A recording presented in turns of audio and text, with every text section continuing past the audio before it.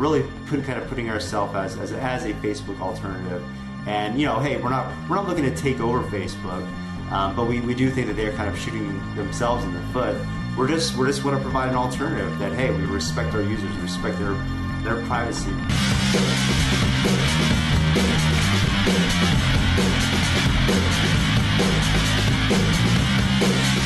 From Acapulco, Mexico, this is Anarchast. Hey everybody, welcome to Anarchast, your home for anarchy on the internet. I've got a returning guest coming on. It's Kingsley Edwards. He was on with me when I was in Las Vegas a few months ago. I don't even remember why.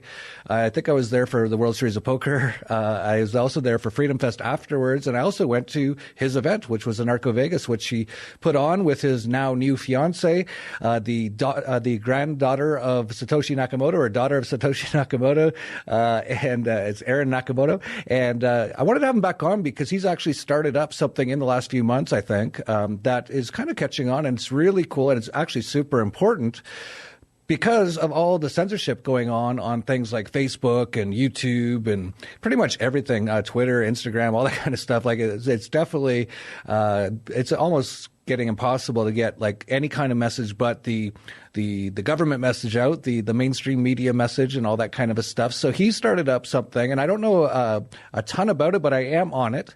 But I don't know all the details of it, and that's actually why I wanted to have Monks. I wanted to find out exactly what it is and all the details of it. And we should all be trying to get on these sort of platforms. I've been saying for a while that for the video stuff, try to get on blockchain-based platforms and things like that, because really we're already seeing people like Dan Dix of Press for Truth. He's pretty much banned everywhere now, and all he does is talk about truth stuff.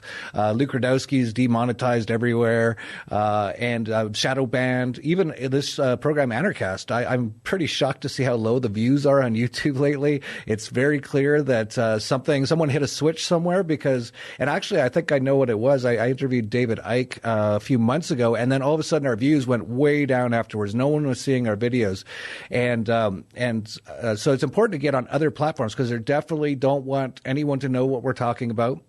And so I'm really happy that Kingsley has started one. There's a whole bunch of other ones as well. There's I can't even remember the names of them. There's a ton of other ones. I had on Minds.com a year or two ago. He spoke in Acapulco, I think, last year, or I can't even remember.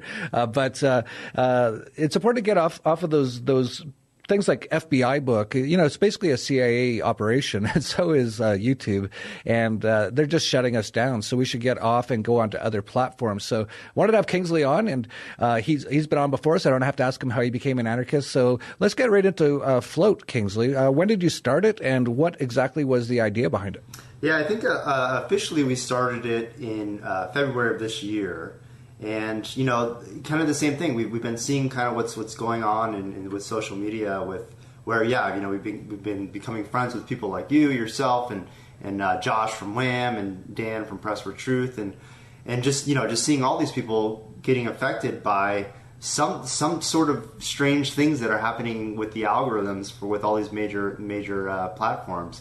And even myself, last year, I noticed on Facebook, I put like one kind of like, negative comment about Facebook. Then all of a sudden I realized that my app just starts going crazy buggy. It stops working basically. I keep uninstalling it, reinstalling it, nothing's working. Fast forward, maybe I think it was like a couple days or even a week later, and I see something on Project Veritas where they talked to, I think it was like a Facebook engineer or something, and they released like these lines of codes that basically said that, hey, they started kind of messing with people. It wasn't necessarily shadow banning or anything like that, but they released this code where they can basically make your app unusable. So kind of just another weird form of censorship where if they don't like you, they won't even mess with the algorithm, whatever. They're just going to make your app unusable. So it's just really, it's really bizarre and just kind of strange to see that. I think a lot of us, we all saw this coming eventually. So, maybe there was obviously a lot of forewarnings for the last decade, really. But now that we're actually here and it's actually affecting us in real time, and you see people like yourself, I think you just got out of like Facebook jail or something, probably for something stupid. It's just affecting a lot of people right now. Yeah, it definitely is. And I just want to mention, if you do like this program, Anarchast, we've been around for like 8 years. We've done almost 500 interviews. If you do like it, and you may have noticed you're not seeing on YouTube or on other stuff like that, I think we're on some other platforms, BitChute, I believe we're on. But if you're still on YouTube and you're not seeing our videos, go to our website, anarchast.com, and put in your email. And every time we put out a video, we'll send you an email so you can at least know that we put out a video, because it's very noticeable, the drop in views since I had David Icke on. And I saw someone else mention that as well. I think it was Josh of Wham said that after he did a video or interview with David Icke, all of a sudden his view counts went way down. I know all of us, including Luke Radowski, his subscriber count at YouTube has basically been going down constantly, even though he's putting out amazing content. And it's just like they're just doing everything they can to kind of wipe us off of all of those things. So it's incredibly important to basically get off of those sites, in my opinion, and get onto other ones. And the biggest problem I found, Kingsley, with some of the other ones is they weren't as good as Facebook. Facebook's a multi-billion-dollar organization. They've got a massive amount of technological people. It definitely works well, the site and the app and things like that, unless they shut down your app. And I just noticed a lot of other ones that came out, they just didn't have anywhere near the functionality. And because of that, I was like, well, I don't know if I really want to make this my main sort of social media app. I can't do a lot of things I want to do. And then I saw you did Float, and I got on it a couple of months ago, and it does a lot of things. I was very impressed that it's got a lot of functionality, and I just heard that you just launched an app for your phone, so that's great. That's sort of like for me personally, I don't post everything on Float, because a lot of times I'm posting stuff from my phone, and you didn't have an app before, and I'm not going to go into a web browser on my app. It's just too much of a pain in the butt.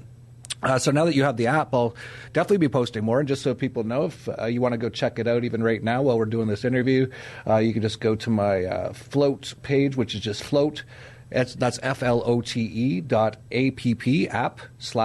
Berwick, and definitely add me on there. So you decided to start it earlier this year based on what you were seeing. And what is sort of the concept behind it? What makes Float different than other sites, and even including sites like Facebook? Like, why should people go on Float? So I just kind of being in the blockchain industry since 2013, and again kind of seeing the trends of what was happening with censorship, and just seeing how now, like, even just talking about free speech is seen as like controversial, or you're alt-right, or whatever. So, you're a terrorist. Yeah. So it's just like what's really going on right now? We're all adults here, and then going through Facebook and Twitter, and it's like, it's like, I want to see. We use these apps because we want to see what we want to see. We don't need Twitter, Facebook, YouTube really showing us. If you want, there used to be a way where you can kind of like, they would opt you into the algorithm, and then you can kind of choose in your preferences to see chronological. But now they just basically they don't have that option, or even like with Twitter, for instance, they may have just changed this recently, but where they would opt you into their algorithm, and then you would opt out, and then they would just re-opt you in like the next day. It's just so strange. Like, I'm using this app for my what I want to see, the people that I want to follow. So can I just see that how I want to see it? So we and then I tried to go test out a lot of these decentralized platforms last year when I was starting to notice, or actually it was when my Facebook app started messing up. And they just weren't there. It was too technical for normies. Even a lot of them, sometimes even for myself, or the apps weren't that good, or like you said, like they just didn't have the kind of the features that we all kind of know and love on the major platforms. So that was kind of the big kind of where we wanted to be is kind of we don't want to be fully decentralized if there's these particular types of features, they don't necessarily need to be decentralized. And we just wanted to create like a really clean and friendly user interface, and have a lot of the features that people are, that people use and that are popular on these platforms, available to our users. And we're just focused on, giving people a clean experience to communicate with others. And then we also have the crypto side too. built in there as well. So we have some interesting features already where you can send super chats for people that are live streaming on our platform. We don't take a fee, unlike YouTube. We have Patreon model kind of membership subscription and tiers features that are on our that's on our platform, similar to Patreon. Again, we don't take fees. We're really trying to step out of the way of becoming a middleman when it comes to people funding each other, with crypto transactions. So yeah, like you said, we wanted to launch kind of a little bit more feature rich than maybe some of these other apps that are already out there, and we still have a long ways to go, and that's what we're really building. We're really putting ourselves as a Facebook alternative, and hey, we're not looking to take over Facebook, but we do think that they're kind of shooting themselves in the foot. We're just want to provide an alternative that, hey, we respect our users, we respect their privacy. And we don't want to charge large fees when it comes to transactions that happen on our platform. And hey, our messaging is encrypted, so even if we wanted to read your messages back and forth between you and your contacts on Flow, we couldn't, and we don't want to. So yeah, just an alternative. Hey, let's provide an alternative for people to use, and I think a lot of people, like 66% of people are users on Facebook, do not trust Facebook. So we want to, we feel that there's a big opportunity here to take advantage of a lot of the people that are looking for another place to post their content and interact with others. Yeah, absolutely. I'm just scrolling through my homepage on Float.app right now, and first thing that comes up is Police the Police. The second thing that comes up is the Free Thought Project. And if you guys don't know Free Thought Project, that's Jason Basler and a bunch of other great people. Put out amazing content, and they were definitely targeted by Facebook. They just wiped their page. I think they had like millions and millions of followers, and one day they just went and it was just gone. There's no way to get it back on. And then they even tried to put up a new one. They just wiped it again, and all they're doing is putting out like real information. A lot of this stuff, even like Police the Police, is just like, hey, here's another cop who just raped a kid. Like this is stuff people should know about, but obviously they don't want anyone knowing about any of this stuff. So a lot of the I guess you would say anarchists, a lot of the people putting out real information, like Josh of Wham and Dan Dix. I don't know if Dan's on here. I haven't seen him, but maybe he is. Yeah, he probably is. Yeah, and I'm just scrolling through it. It's all people I know that are on my homepage, which is great. I don't see this on Facebook as much. Amanda Rackwitz just came up, the Philosopher.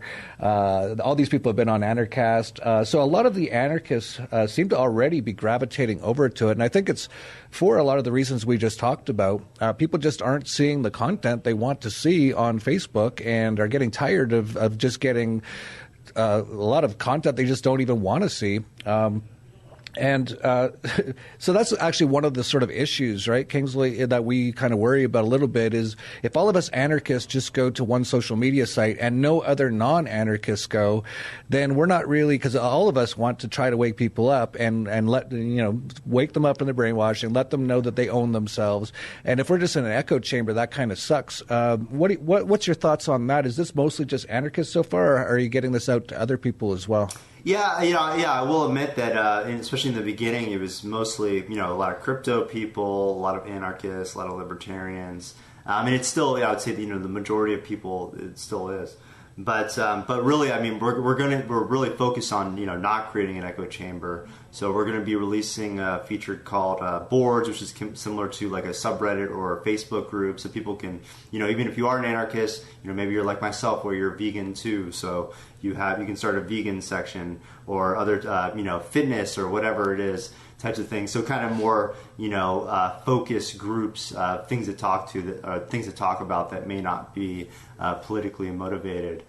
There's a host of other features that we're going to be, launching as well, including even just, tailoring towards the crypto community, because now, a lot of people in crypto aren't necessarily crypto anarchists or libertarians. So I think if we cater to a lot of those communities out there, that's another way that we can bring in some different voices and help bring on some different discussions. But yeah, like I said, that is something that we're well aware of, and that was something that we noticed too when we were going to the testing out different platforms and apps that were out there right now. So we have some tricks up our sleeves that we think are going to put us ahead of the others and help bring on other groups of people onto Float. That's great. And one little trick that I've been kind of doing lately, and hopefully a lot of other people start doing it as well, is I'm still on Facebook. I'm going to stay on Facebook until they kick me off, because I can still reach less and less every day, but I can still reach people that I want to reach on there. And that's the whole goal of pretty much everything I'm doing, is trying to get this information out there. So I'm going to stay on Facebook and post stuff on there, even if I don't even use it anymore. I might just go, hopefully Float continues to grow, and hopefully I get all the stuff I want on Float, which is actually almost getting close to being there already, which is awesome. And then I'll probably just not even go on Facebook much, but I will just go and post my new video or my new whatever, and hopefully that can help it get it out to more people and that sort of a thing. But one thing I've been doing that maybe other people can do as well is when I post on Facebook, I also post on Float.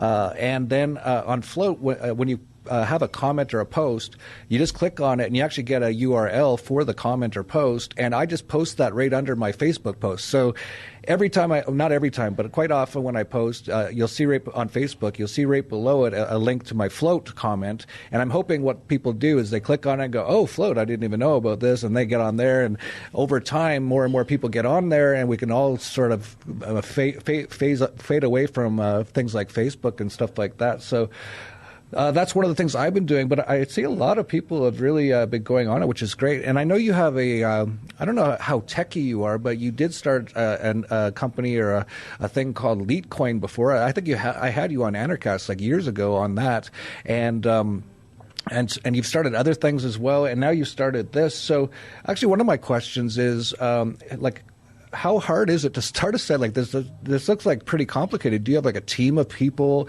How are you funding doing this? And also, how is Float going to, be able to fund itself? There must be quite a few expenses for like servers and stuff like that. So, what's sort of like the business model? Yeah, so we went through Boost VC, which is one of the startup accelerators that's focused on cryptocurrency. Earlier this year, and so we've brought in a couple of angel investors. We're in the middle of raising our seed round right now, so we brought on some more investors that we're excited about, and eventually we are going to introduce an ad model and also an ad free model, so people can pay for a monthly subscription on Float to receive an ad free experience. Or we will have ads, but the thing about our ads is we're kind of going the DuckDuckGo route, where we're not creating this huge profile of all our people and trying to spy and see every single thing into your private or public life. We're just you're not going to listen to every single thing I say in my house through my phone, right? Yeah, I mean like it's getting like weird, like where you can just kind of the average person is just like this is something's not right here. It's not. I don't think you have to be an anarchist or some sort of crypto libertarian person or an Edward Snowden type or anybody to be like, wait a second, this is something strange. I mean, every day I can come up almost with an example of even having your phone away from you. And eventually you'll see that ad 5 minutes later, an hour later.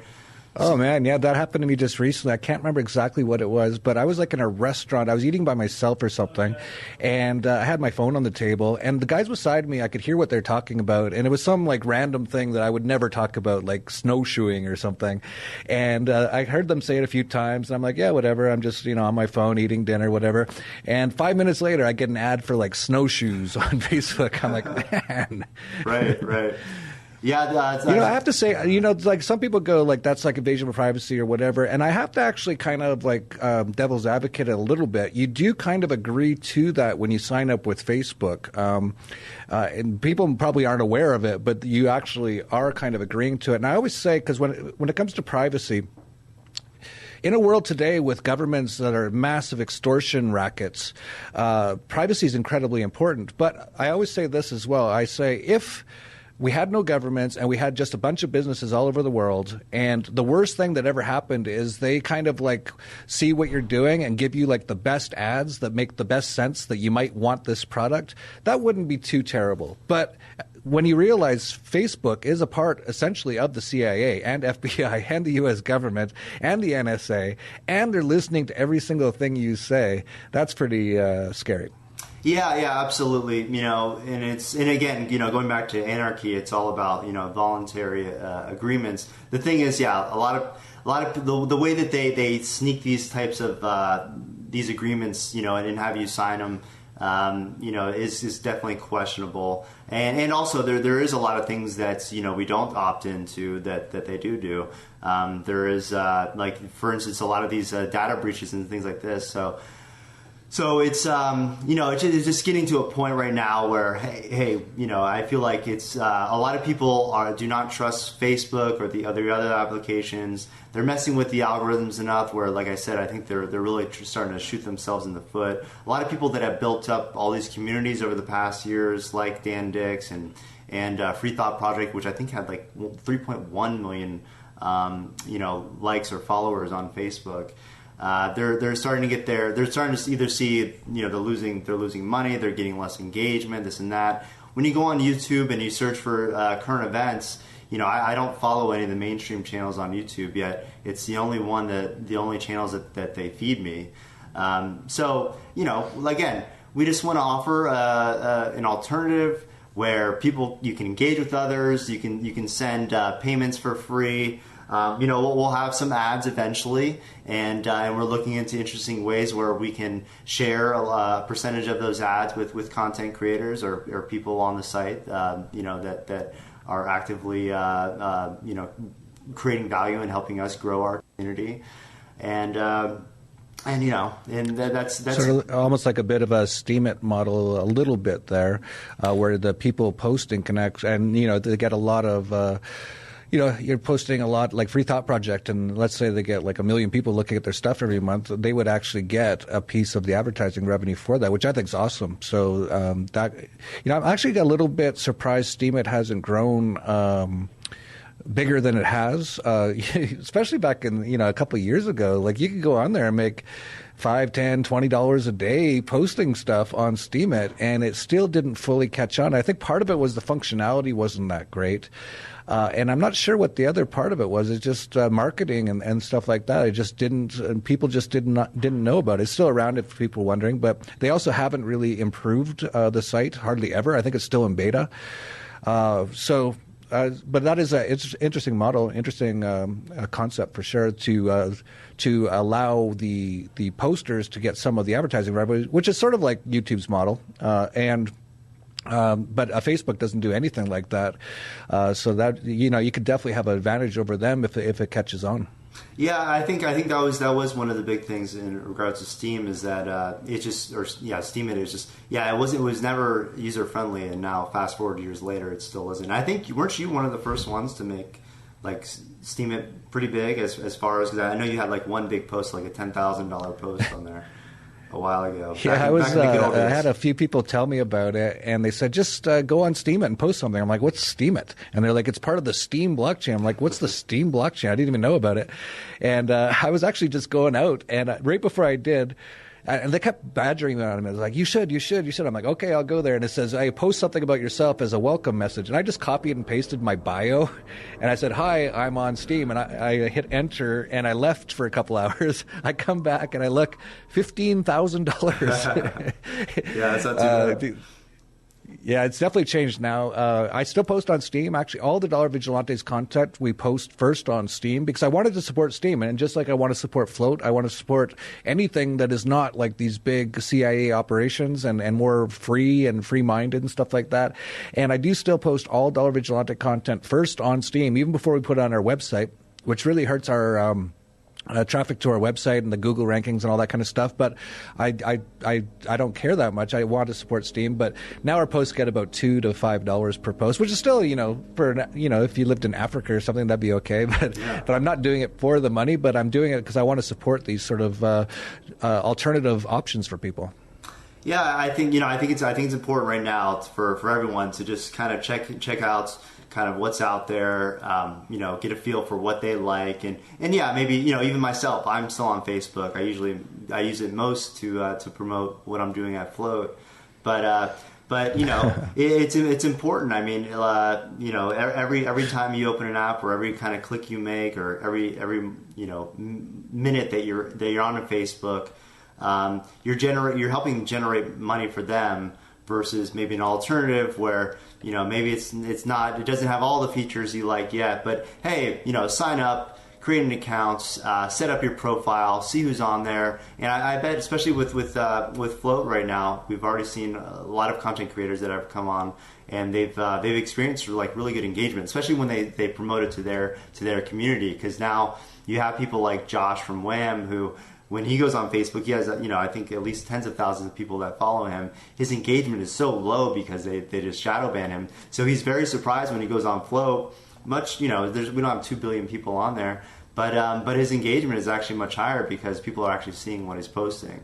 So I think it's the time now to even just look at, if you are building a community elsewhere, to maybe consider building them.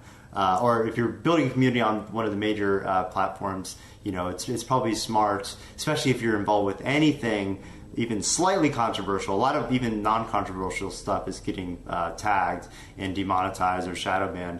But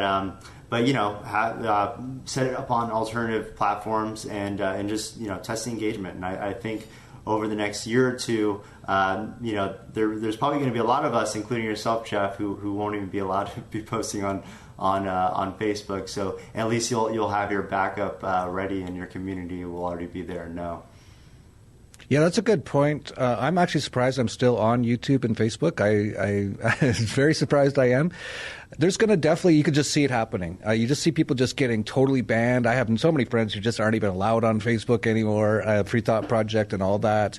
And you can just see it ramping up. And this is not going to stop. And there's going to come a time where a lot of us who are speaking out about free ideas, free markets, all these crazy ideas, they're just going to wipe us right off. And if you don't have at least another something else going, you're going to be kind of cut off from your normal sort of audience, or your normal your ability to contact people and stuff like that. And actually, I want to throw this in there too.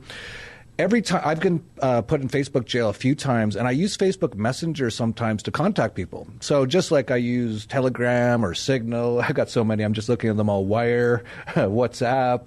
I don't use Skype hardly anymore. That's like the worst of them all, just for garbage. But what I've really noticed is when I'm in Facebook jail, which so many of us are, right? And none of us are doing anything heinous or crazy. We're just posting something that the state or the system doesn't like. And when you get banned or put in Facebook jail, you can't message anymore. So I'm a business person. I do a lot of, so I'm messaging people like, hey, look, we have a meeting here, and it'll be on Facebook Messenger for if I get kicked off for a week, I can't even contact those people. So this is something that everyone should be aware of, getting off and at least having alternative options. So if and when, and I think it's when, you are kicked off, you still have the ability to communicate with the people you want to communicate with. So don't leave it to the last minute. In fact, everyone right now watching this, just go to float.app, sign up, and try to get into the habit, just like me, of when you post on Facebook, post on Float. And like Kingsley said, you might be surprised, especially if you're an anarchist, because there's so many, all the anarchists seem to have gone over to Float. You might see more responses from your comments on Float than on Facebook, because most people on Facebook just aren't even seeing them. So definitely recommend people get over there. I actually want to get a little bit into, you have an interesting story about CBD oil and your grandfather. I also want to get into a little bit of crypto stuff. But is there anything that we didn't touch on with Float that you wanted to make sure people knew about? No, I think we covered it all. I mean, just, we have, like I said, a really exciting, growing community. We're, I think having a lot of, your people join as well, and a lot of them already on there. But I think people will be really surprised by all the features that we already have. We're still in beta across the board, but we have a lot of features that we're going to be building out this month and the months after. So I just can echo what you already said, is join Float, FLOTE.app, and give us a follow. Especially Jeff, was it Jay Berwick, I think, on Float, right?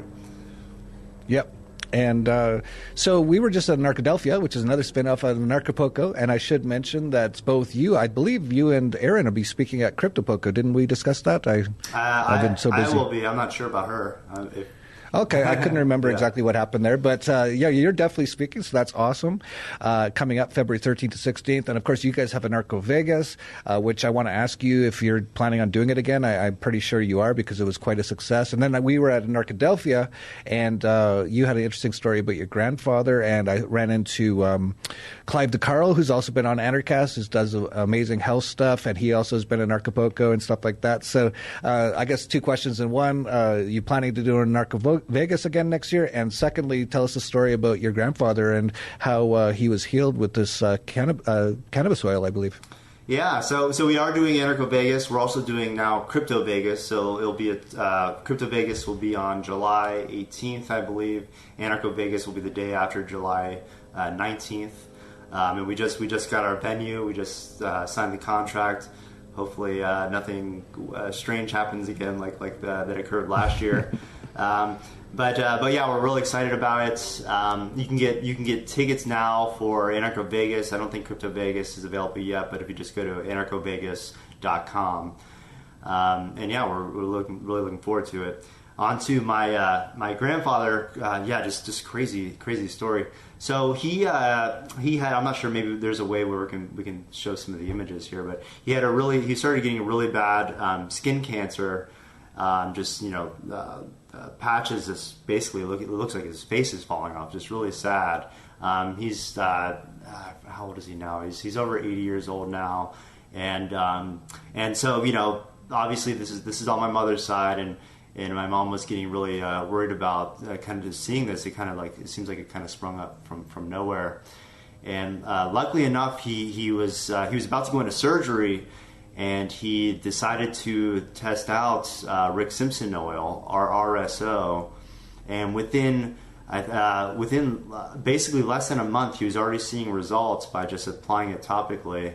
And within 2 months, I want to say, we're getting more of the documents now, so we can show people just how powerful this medicine is.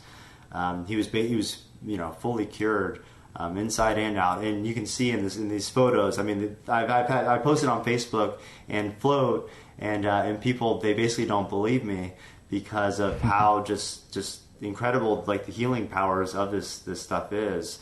And so it's just a crazy story. A lot of people have reached out to me since and said, oh, my grandfather has issues, or my sister, or this or that. And it's just so sad to see that all these people that cannabis could have helped throughout these decades of it being illegal, almost a century maybe, and now finally we're somewhat able to interact with this stuff without the threat of violence being shoved down our face. But it's just it's just a story that we wanted to share with people because I think it's so important that people at least do their own research and look into this, because if you or a loved one are suffering, potentially it could really help you. Yeah, and I'm glad you brought it up because Rick Simpson's been on Anarchast, and I totally didn't think to I haven't talked to him in a while, and I didn't invite him to the health and wellness portion of Anarchapulco, so I'm definitely going to do that. We haven't announced any of the health and wellness speakers yet. It's going to be dozens and dozens, like I think over 50 of some of the top natural health people in the world, and a lot of them are doing stuff like what you were talking about with your grandfather, just stuff that really works as opposed to what the doctors give you, which basically just kills you for the most part, and that's on purpose. And we haven't announced any of the Cryptopulco speakers, but that should be announced in the next few days. So there's a little inside tip. Kingsley will be one of the Cryptopulco speakers. And we've started to announce some of the Anarchapulco main stage speakers. Check it out at anarchapulco.com. You can still, I don't know when this video is going to go live. It might be too late for the early bird ticket, but you can still get tickets. We're expecting to sell out, hopefully 3,000 people, February 13th to 16th in Acapulco, Mexico. And Kingsley, is there anything else you want to mention before we finish up? No, I look forward to seeing you and everybody else at Anarchapulco. It's always a great time. Yeah, man. So we'll look forward to just a few months away now. Time flies. Yeah. And so we'll leave it there. If you like this video, please like, subscribe, share down below. Please try to get on things like Float. If you are, definitely follow me, and I'll try to follow you back as much as I can. And we'll leave it there. So that's it for Anarchast. Your home for anarchy on the internet. Peace, love, and anarchy. Anarchapulco. It's so hype, I'm trying to tell ya. This the event of the year and best vacation ever. Ron Potter, Jeffrey Tucker, just to name a few. Get your tickets, you don't want to miss it. You should roll through. Talking politics to health and self-improvement to investing. So many things, not one thing. Learn how to live life unchained, yeah. 4 days vibing on the beach, time to connect. All about growth, way more than a conference. This is Anarchapulco, yeah. Let's go. You ain't seen nothing yet.